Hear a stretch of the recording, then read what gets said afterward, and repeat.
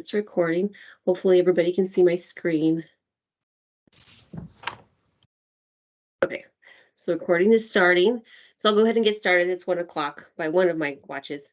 So good afternoon, everyone. Welcome to the Leads Kickoff webinar. I'm Jennifer Myers. I'm the Community Business Role Development Team Leader, and I'll be guiding you through this whole webinar today. So I'm really excited to kick off this Leads grant cycle, which is fiscal year 24, which kind of blows my mind to think that we're already in that cycle. So I just want to kind of give you a quick rundown on logistics. We'll be recording this webinar. I will also have a copy of the slide deck posted on our website. So if you want to refer back to the recording, it'll be there. It'll probably take about a day or two. So just be patient. And if you have any questions, please use the chat function, and we'll have some time at the end of this webinar. I don't think it's going to take the whole hour, and we can address them then. So I'll go ahead and get started. So I just want to recognize our department's fantastic leadership. We have Alicia J. Keys, our Cabinet Secretary, John Clark, Deputy Cabinet Secretary, Mark Roper, Division Director, and we also have Sarah Gutierrez, who is our Deputy Division Director, attending. So Sarah, if you want to unmute, you can just say a few words. I don't know if Sure. Yes, Deputy Division Director. I don't know if I said that right. I think you did. Okay, good. Thanks, Jennifer. Thank you, everyone, for being here. We're excited to be able to kick off another season of our Leads grants for FY24. I will just give a couple of words of encouragement to you all who are interested in applying. Whether you've applied in the past, been approved, or if this is a new venture for you, please reach out to your regional rep. If you don't reach out, they'll reach out to you and hash out, your ideas. Your regional reps are really available to help you figure out what might be a valuable project for you with this Leads grant funding. So, throw out your ideas. They'll help you think them through and hopefully get you to a successful application. So good luck, everyone. Looking forward to seeing all the exciting projects around the state. And I'll be fielding questions in the chat box. So if you have questions along the way, I will let Jennifer know there's a question, and we'll stop and address that. And then again, we'll have questions at the end. Right. All right. Thank you, Sarah. Mm-hmm. So I think it's important to keep in mind the Economic Development Department's mission is to improve the lives of New Mexico families by increasing economic opportunity and providing a place for businesses to thrive. And I'm just going to go through these slides pretty quickly. I just want to mention some various programs that makes up our department. Hopefully everybody knows their community business role development point of contact within your region. If you do not, just reach out to me and I'll point you in the right direction. We also have a slide with all the contact information as well. Of course, we have our JTIP and LIDO, which are our premier department programs. Main Street, they're constantly working with communities, administering their grant programs.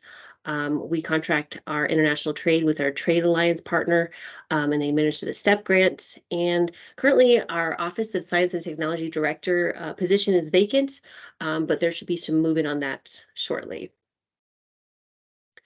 And just some other divisions that are within our department, in case you don't know, film, outdoor rec, Office of Military Base Planning, New Mexico Border Authority, Spaceport Authority as well. So just going through these quickly, but yeah, as you mentioned, if you have any questions, just put in the chat and I'll stop. So here we're almost fully staffed. So here's all the regional reps, contact information, where they're located. But don't get too comfortable with this slide because we're going to update it again next month because we will have a full team. So next month, we will have a second rep for Region 3, the kind of central area. So we'll have 2 reps for every region except for the exclusion of Region 4. So very excited to announce that. It'll be great to have more boots on the ground. Okay.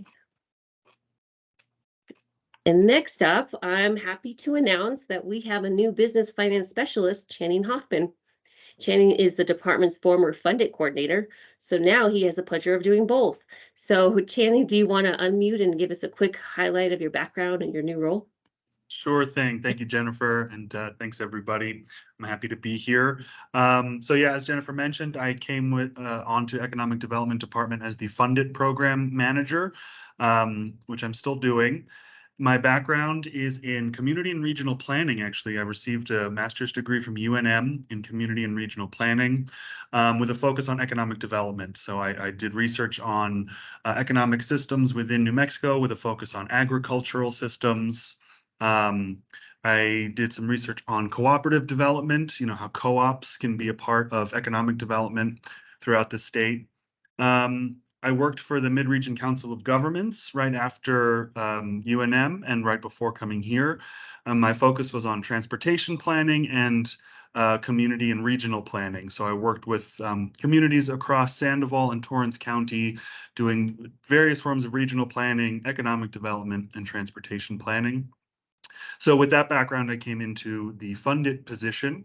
So with Fundit, we really work with public-facing communities, working on different infrastructure projects, anything to do with public-facing economic development. We help find funding and resources to get those projects up and running. And then within the last month or so, I came in as the business finance specialist. So for this position, I essentially work with companies that are applying for the different incentive programs that economic development offers. And we make sure that, all of their financing is in order, that the companies are looking good and that we can work with them. And I also assist the different regional reps with, finding different finance opportunities for businesses that are looking to move here, that are looking to expand here, or startups. And that's essentially my role. So it's a lot of background working behind the scenes, just doing what I can to help the department move forward. Well, thank you so much, Channing. Yeah, we're thrilled to have him in this position. And finally having all the pieces coming together. So I want to just dive into the overview of the program. I know a lot of people that are registered may be familiar with the program, so I just want to give you a quick refresher. So LEADS is the Local Economic Assistance and Development Support Program. LEADS supports and encourages New Mexico communities in their effort to create jobs, with an emphasis on the importance of recruitment, retention, expansion, and startup activities. The needs of each community determines how these activities might be tools for job creation. So LEADS grants are used for short-term economic development projects that range from $5,000 to $25,000. The grants provided through LEADS are intended to create wealth in New Mexico through job creation, development of tax base, and to provide incentives for business development. And I'm going to go in a little bit into those categories. So recruitment, retention, expansion, or job creation of economic-based businesses. Development of the tax base is more jobs, mean more revenue to enhance your community in the form of property tax and sales tax, which enhances government funding services such as roads and libraries and community development centers. And then business development is to support startups through network development, technical assistance, training, marketing for economic-based businesses. So I want to dive into eligible entities. Our entities are part of an economic development effort that can demonstrate capacity to facilitate economic growth, whose primary activities and missions is economic development. I have listed a detailed description of entities that are listed on the slide for your reference. We have, nonprofits, EDOs, Chamber of Commerce, workforce associations, business associations. And once again, these slides are going to be available on the website, so you can reference them later. Not only the entity has to also have an up-to-date community economic development and marketing plan that supports business development and job growth, and also helps and is required, which also helps, but is also required to be in good standing with our department. All applicants must be auditable and eligible to receive state funding. And so the communities also have had to adopt the Local Economic Development Act, and ideally LOGART, Local Option Gross Receipts Tax for Economic Development, or any other economic development financing tools have been adopted as well. So now let's talk about eligible projects. So eligible projects support job creation, expansion of the tax base, and business development through measurable outcomes. We're looking for those that are consistent with an economic development plan for the location and have a clear beginning and end to the project, and also an appropriate budget and timeline, and attract at least one of the following economic development areas. And you are familiar with them: BR&E, business retention expansion, real estate, technology and entrepreneurial development, and workforce development. So those are the big categories. And it's also important to talk about ineligible costs, and I have them listed here. Pretty straightforward: printed collateral material, website development or maintenance, professional development, advertising. And once again, a carryover from last year, trade shows and sales missions will no longer be an eligible expense. However, don't be discouraged. The EDO certification is coming soon. The purpose of the program is for public recognition of EDOs that achieve this certification. Certified EDOs will receive funding from our department up to $40,000. And the recertification will be opening in May, the EDOs that were approved for FY23. So that's coming quite quickly. We're currently developing the recertification process. It'll be more like a narrative component and some downloads requirements. So your rep will let you know as soon as that platform is ready, but that's coming very quickly. And in order to not have both programs running at the same time, the EDO certification will be launching in June when Leads is winding down. So you'll get no rest. So once again, your rep will be in touch with any of the timelines or updates as well. And now there's two of them, so it should be easy to keep in touch with them. So I just want to go over the application process. And the very first step is to consult with your regional rep. I know some of you have gone through this process multiple times, and we always like to chat with the regional reps for the projects to make sure they fall within eligibility and they can provide technical assistance that you might need. The whole goal is we want to make sure you make the best possible shot at successful application. So the only thing different, one of the things that are different this year is once your regional rep has confirmed eligibility, the rep will create an application on our portal for each organization. They'll be sending you instructions on how to log in. So that's a little bit different from last year.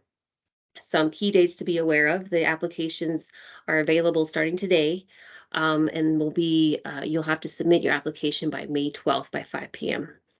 Also, to keep in mind, on May 19th, a copy of the presentation is due to your regional reps as well.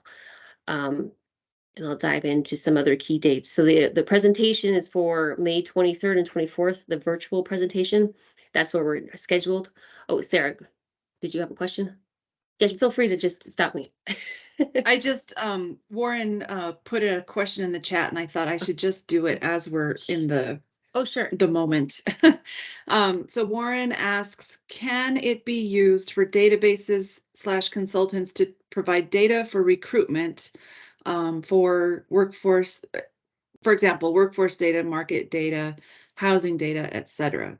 So I would say most likely, yes. We have had projects in the past that were related to collecting inventory, like building inventory and real estate inventory in an area. So I think that it's definitely worth a conversation to talk about, what your vision looks like and how you would implement that, and then probably how you would use the data, roll it out, and how you might sustain it. So, because it's kind of thinking through steps. How can you do it now with the funds, and then is it sustainable? Those are my thoughts. Anything else come in? Something else came in. Why don't you go ahead, and then I'll see if I can Sure. decipher this, and then I'll interrupt you again. Okay, no problem. Interrupting time. So just once again, the virtual presentations are going to be scheduled between May 23rd and 24th. They'll be all day. Just allow for about 30 minutes for the presentation total, but 10 minutes max for the slides. And so recommended components to be in your presentation is organizational background, overall budget, leads budget, and scope of work, because those are always the questions that they want to know when you're presenting. So make sure to have some aspect of that in your presentation. So the leads grants are competitive, and they go through a whole evaluation process that first includes our staff, New Mexico Economic Development staff, and volunteers from the SBDC. So upon the completion of the presentations, the committee will make grant award recommendations. Our Office of the Secretary will make the final award decision subject to available funding. Award projects may begin work July 1st of this year or as soon as the grant agreement is fully executed. Award projects must be completed by June 16th of 2024. Final invoices and end of year reports are due. So here's a quick highlight of the important dates to keep in mind as well. So of course, all LEED awards are subject to the availability of funding. Entities that do not receive LEED funding will get assistance from our regional reps, from our department, and our resource partners to try to figure out different funding sources for your project. By June 2nd, funding recommendations will be submitted to the Office of the Secretary. Notice of awards and agreements will be sent out by your regional reps, hopefully by the week of June 16th. As I mentioned earlier, all projects must be completed, and which includes final invoices and year-end reports by June 16th of 2024. And speaking of final reports, for those of you guys that have FY23 LEED awardees, final invoices and final reports are due on June 6th, as I mentioned earlier. So this year is a little bit different. So you're used to downloading an Excel document and then uploading the report. This year we're doing everything through the portal. So it's the same questions, it's just in a different format. That clunky little Excel, we try to incorporate it in our portal, and I think it'll be a little bit easier for you just to fill it out. And most importantly, the last bullet's very important. Reach out to your reps, let them know what's going on. Are you going to be able to use the funding? Is the project going well? And just because we want to ensure that you're in good standing with our department. And with that, I open it up for any questions that came in, Sarah. Oh, Thanks, Jen. We've got one more from, let's see, let me open it up here. I might not say this name correctly, but it looks like Maxim Kudyakov from Red River asked if this grant can be used to conduct a feasibility study for a project.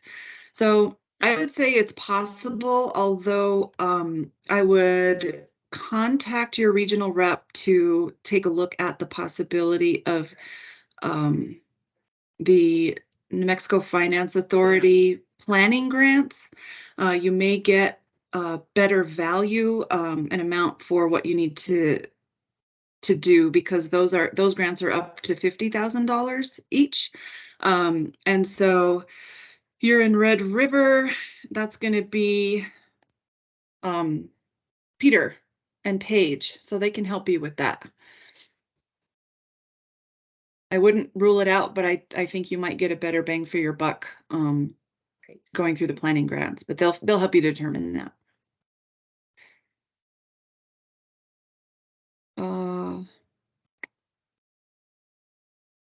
Can you give us examples of projects that were funded in the past? Sure.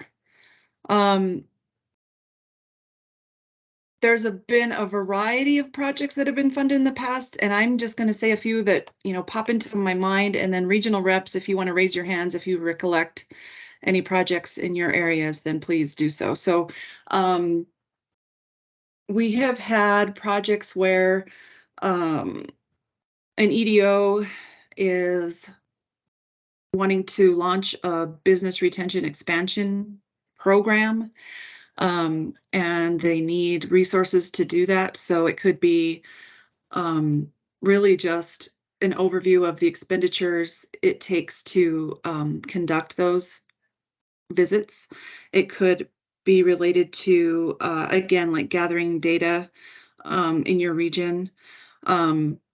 We've had projects, really cool projects related to like community kitchens. So in the little town of Anton Chico, there was a community kitchen project where they needed to do some upgrades to the building and the equipment, and the LEEDS funding helped offset that.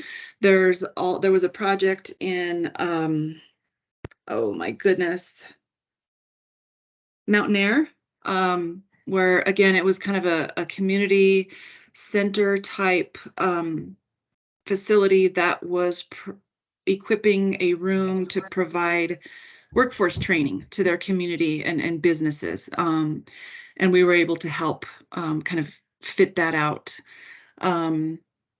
In Los Alamos, they've been doing some really exciting work with their business incubator and accelerator, kind of a unique setup. And I think, is Peter on the call?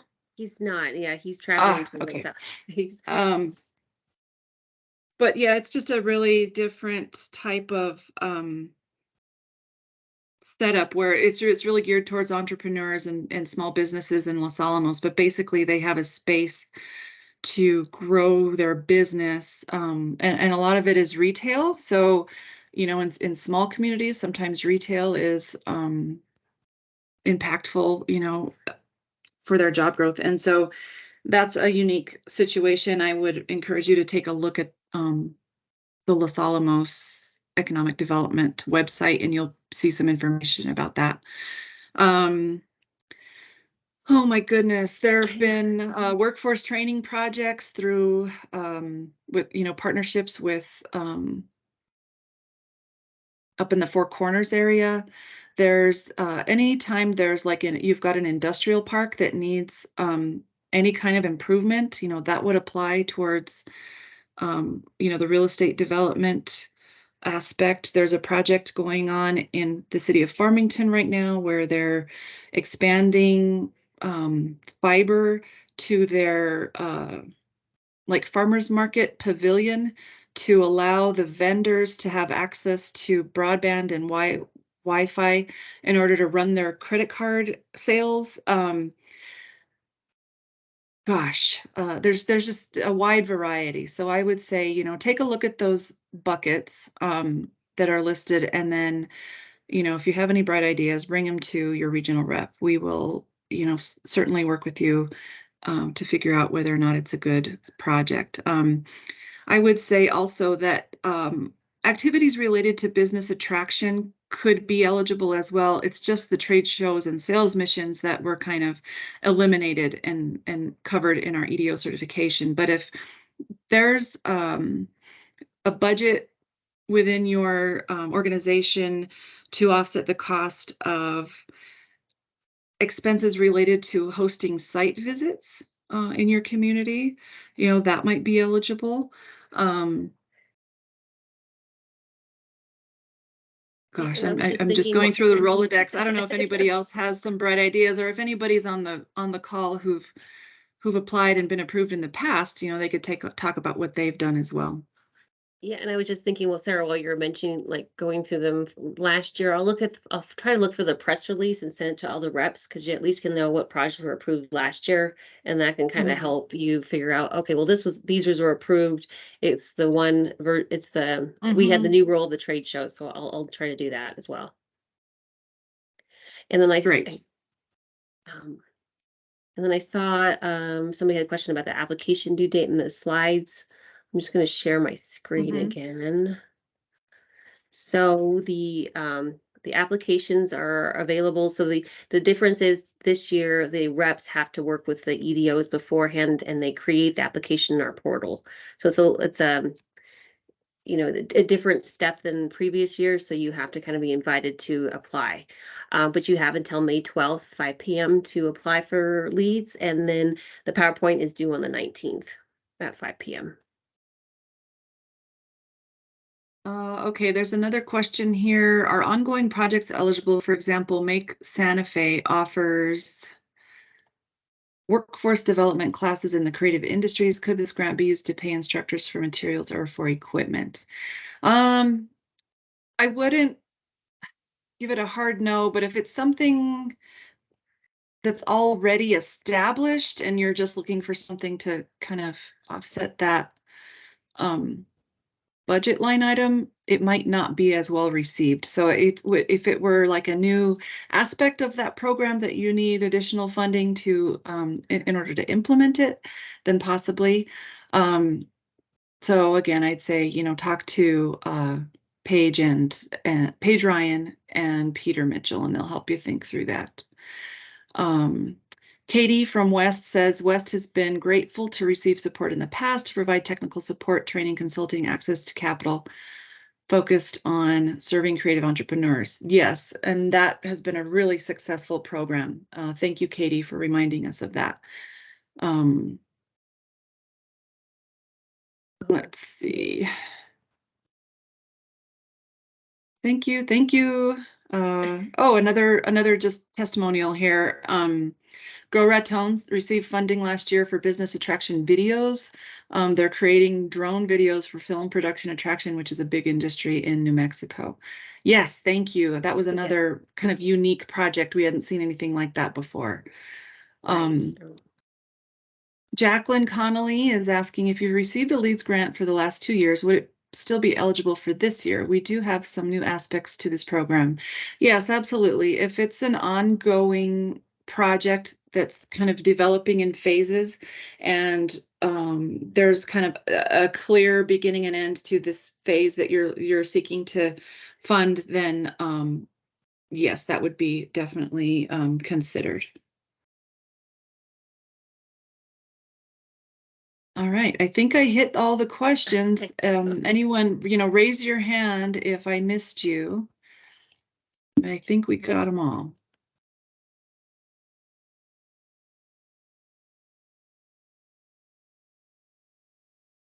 Okay, it looks like Paige is responding. So, okay, well, thanks, Sarah. I Yes. was like, come on and answer all the hard questions.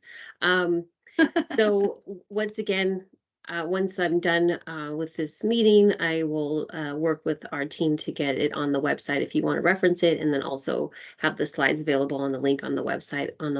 Let me send you a link to that page so you can at least bookmark it. And then that'll be the last And I thing. think our policy manual is also on there, right? Right. It's already on there. Okay. Oh, it's very big. Well, you can't miss it. So just click on that link, it'll take you directly to our webpage. Okay, well, thank you, everybody. Thank you for all the reps that are joining, and Sarah, of course, for helping me out with logistics. And kind of the most important takeaway, reach out to your reps. It's time. And gear up for EDO. It's coming. So thank you all for joining. Thank you, everyone. Bye-bye.